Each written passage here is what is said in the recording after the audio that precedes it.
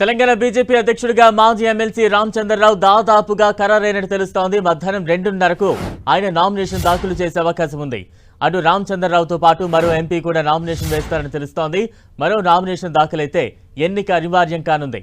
మధ్యాహ్నం 2 గంటల నుంచి 4 గంటల వరకు నామినేషన్ల ప్రక్రియ జరగనుంది. అనంతరం సాయంత్రం 5 గంటల వరకు విత్డ్రాకు అవకాశం కల్పించారు. బ్రేకింగ్ న్యూస్ చూస్తున్నాం. రామచంద్రరావుకే తెలంగాణ బీజేపీ పగ్గాలు దక్కే అవకాశం కనిపిస్తోంది. ఇవాళ అధికారికంగా అధిష్టానం ప్రకటించే అవకాశం కనిపిస్తోంది. దానికి సంబంధించిన బిగ్ బ్రేకింగ్ న్యూస్ మనం చూస్తూ ఉన్నాం. తెలంగాణ బీజేపీ అధ్యక్షుడిగా మాజీ ఎమ్మెల్సీ రామచంద్రరావు దాదాపు ఖరారైనట్టు తెలుస్తోంది. మధ్యాహ్నం 2:30కు ఆయన నామినేషన్ దాఖలు చేసే అవకాశం ఉంది. ఇక తాజా అప్డేట్స్ అందించేందుకు మా ప్రతినిధి అజయ్ సిద్ధంగా ఉన్నారు. అజయ్, మనం చూసుకోవచ్చు బీజేపీ రాష్ట్ర అధ్యక్షుడిగా రామచంద్రరావు పేరు దాదాపుగా ఖరారైనటువంటి పరిస్థితి ఆయన 2:30కు నామినేషన్ దాఖలు చేసేందుకు కూడా సిద్ధమవుతున్నాడు. అయితే ఇప్పటి వరకు అయితే అఫీషియల్గా ఎలాంటి కాల్ రాలేదంటూ రామచంద్రరావు చెప్తున్నటువంటి పరిస్థితి కనబడుతుంది. అయితే రామచంద్రరావు అధికారికంగా కాల్ రాకపోయినప్పటికీ కూడా నామినేషన్ వేసేందుకు సిద్ధమవ్వాలంటూ బీజేపీ జాతీయ నాయకత్వం నుండి ఆయనకున్నటువంటి సమాచారం మేరకు సిద్ధమవుతున్నటువంటి పరిస్థితి కనబడుతుంది. అధికారికంగా ఎవరైతే నామినేషన్లు స్వీకరించేవారైతేనేమి నామినేషన్ దాఖలు చేసేందుకు రావాలి అని చెప్పే వాళ్ళు ఎవరు కూడా ఎవరైతే ఆ పర్సన్స్ ఉన్నారో ఆ పర్సన్స్ నుండి కాల్ రాలేదని మాత్రం వెయిట్ చేస్తున్నారు. అయితే ఇలాంటి తరుణంలోనే మరొక బ్రేకింగ్ న్యూస్ అని చెప్పుకోవచ్చు.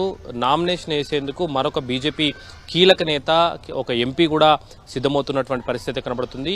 సింగిల్ నామినేషనే ఉంటుంది. నామినేషన్ దాఖలు చేసిన వ్యక్తి ఏకగ్రీవంగా ఎన్నికవుతారని ఇప్పటి వరకు అంతా అనుకున్నారు. అయితే ఈ తరుణంలోనే మరొక నామినేషన్ కూడా దాఖలయ్యే అవకాశం అయితే బీజేపీలో కనబడుతుంది. ఆ నామినేషన్ దాఖలు చేసేందుకు బీజేపీకి సంబంధించినటువంటి ఒక కీలకమైనటువంటి నేత ఎంపీ మొన్నటి వరకు రాష్ట్ర అధ్యక్ష పదవి ఆయనకే వస్తుందని ఆశించినటువంటి ఆ ఎంపీ నామినేషన్ వేసేందుకు సిద్ధమవుతున్నటువంటి పరిస్థితే మనకు కనబడుతుంది. దీంతో మరొకసారి పార్టీలో ఉత్కంఠ అనేది రేగే అవకాశం అయితే లేకపోలేదు. ఎందుకంటే ఇప్పటివరకు సింగిల్ నామినేషనే వస్తుంది. ఆ నామినేషన్ దాఖలు చేసేందుకు ఎవరికైతే దాఖలు చేయమంటారో ఆ దాఖలు చేసే వ్యక్తే రాష్ట్ర అధ్యక్షుడిగా ఎన్నిక కానున్నారు. ఆ ఎన్నిక కూడా ఏకగ్రీవంగా ఉంటుందని అంతా భావించారు. కానీ అందుకు భిన్నంగా మరొక నామినేషన్ కూడా దాఖలయ్యే అవకాశాలు అయితే కనబడుతున్నాయి. మరొక నామినేషన్ ఇట్లా దాఖలయ్యే ఉంటే ఖచ్చితంగా ఎన్నికకి వెళ్లాల్సి ఉంటుంది. రైట్, అంటే మీరు చెప్తున్నట్టుగా రామచంద్రరావుతో పాటు మరో నామినేషన్ కూడా దాఖలైతే ఎటువంటి పరిణామాలు ఉండబోతున్నాయి? ఎటువంటి నెక్స్ట్ స్టెప్స్ ఉండే అవకాశం ఉంది?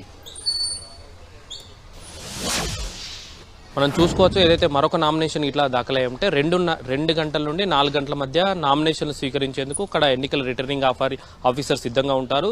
ఎన్నికల ఇన్ఛార్జ్ అయినట్టు శోభా కర్లంజే సమక్షంలో ఈ ఎన్నికల ప్రక్రియ అంతా కూడా సాగనుంది. మరొక నామినేషన్ దాఖలు చేసేందుకు కూడా అవకాశాలు ఉంటాయి. ఎందుకంటే ఇప్పటికే ఎవరెవరికి అధ్యక్ష ఎన్నికల్లో పోటీ చేసేందుకు సిద్ధంగా ఉన్నారో వాళ్ళందరికీ కూడా అధికారికంగా అంటే టెక్నికల్గా ఏదైతే నామినేషన్ సమయాన్ని నోటిఫికేషన్ అయితే పంపించడం జరిగింది. అయితే జాతీయ నాయకత్వం సూచించిన పేరును మాత్రమే నామినేషన్ దాఖలు చేసేందుకు అవకాశం ఉంటుందని ఇప్పటి వరకు అందరూ అనుకున్నారు. కానీ మరొక వ్యక్తి, మరొక ఎంపీ, ఒక కీలక నేత, మొన్నటి వరకు రాష్ట్ర అధ్యక్ష పదవి ఆశించినటువంటి నేత నామినేషన్ దాఖలు చేసేందుకు సిద్ధమవడంతో ఇది ఎలక్షన్స్కు దారి తీసే అవకాశం అయితే లేకపోలేదు. అయితే 4 గంటల వరకు నామినేషన్ల దాఖలు అయిన తర్వాత 4 గంటల నుండి 5 గంటల వరకు నామినేషన్ విత్డ్రా కూడా అవకాశం ఉంటుంది. ఆ గంట సమయంలో విత్డ్రా చేసేందుకు అవకాశం ఇచ్చిన సమయంలో జాతీయ నేతలు ఎవరైనా రంగంలోకి దిగి వారిని బుజ్జగించడం, వారి నామినేషన్ వెనక్కి తీసుకునేందుకు ప్రయత్నాలు సాగితే వాళ్ళు ఆ బుజ్జగించడానికి ఓకే చెప్తే వాళ్ళు సాటిస్ఫై అయితే నామినేషన్ విత్డ్రా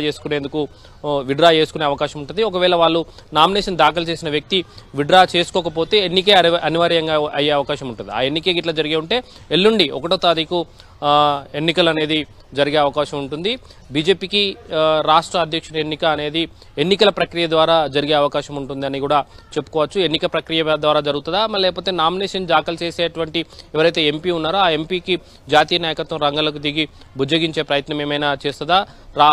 రాష్ట్రంలో ఉన్నటువంటి పరిస్థితులు, బీజేపీలో ఉన్నటువంటి ఈక్వేషన్స్, ముఖ్యంగా జాతీయ నాయకత్వం ఏ సందర్భంలో ఈ నిర్ణయం తీసుకోవాల్సి వచ్చిందనేది వాళ్ళకి ఎక్స్ప్లెయిన్ చేసి కన్విన్స్ చేసే ప్రయత్నం ఏమన్నా చేస్తుందా కూడా చూడాలి. కొద్దిసేపు క్రితమే ఈ వార్త అనేది బయటకు వచ్చినటువంటి పరిస్థితి. ఎందుకంటే ఉదయం నుండి రామచంద్రరావు పేరు దాదాపు ఖరారైంది. అధిష్టానం అఫీషియల్గా ప్రకటించడం, ఆయనకు ఫోన్ చేసి నామినేషన్ దాఖలు చేయాల్సిందిగా సూచించడం మాత్రమే మిగిలింది అనుకుంటున్న తరుణంలో ఈ వార్తలన్నీ రావడంతో మొన్నటి వరకు అధ్యక్ష పదవి ఆశిస్తున్నటువంటి ఆ కీలక నేత, నేను కూడా ఎంపీ ఆ కీలక నేత నేను కూడా నామినేషన్ దాఖలు చేస్తానని సన్నిహితులకు చెప్తాం. సన్నిహితుల నుండి కూడా కొంత ఒత్తిడి రావడం, మీరు కూడా చాలా అర్హులు, చాలా పార్టీ కోసం చాలా పనిచేశారు, మీలాంటి వ్యక్తికి కాకుండా మరొక వ్యక్తికి ఎలా ఇస్తారు అంటూ క్వశ్చన్ చేయడం, వాళ్ళు కూడా ఒత్తిడి తేవడం, అంటే మీరు కూడా నామినేషన్ దాఖలు చేయాలి, అధిష్టానం ఏ నిర్ణయం తీసుకున్నా ఓకే, కానీ ఎన్నికలు ప్రక్రియ సాగుతున్న టైంలో ఎన్నికలకు పోటీ చేయాలని ఆయన సన్నిహితుల నుండి వచ్చినటువంటి ఒత్తిడి మేరకు నామినేషన్ దాఖలు చేసేందుకైతే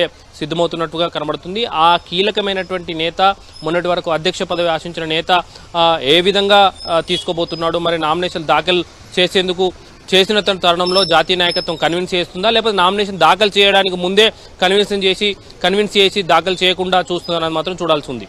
రైట్, థ్యాంక్ యూ జై.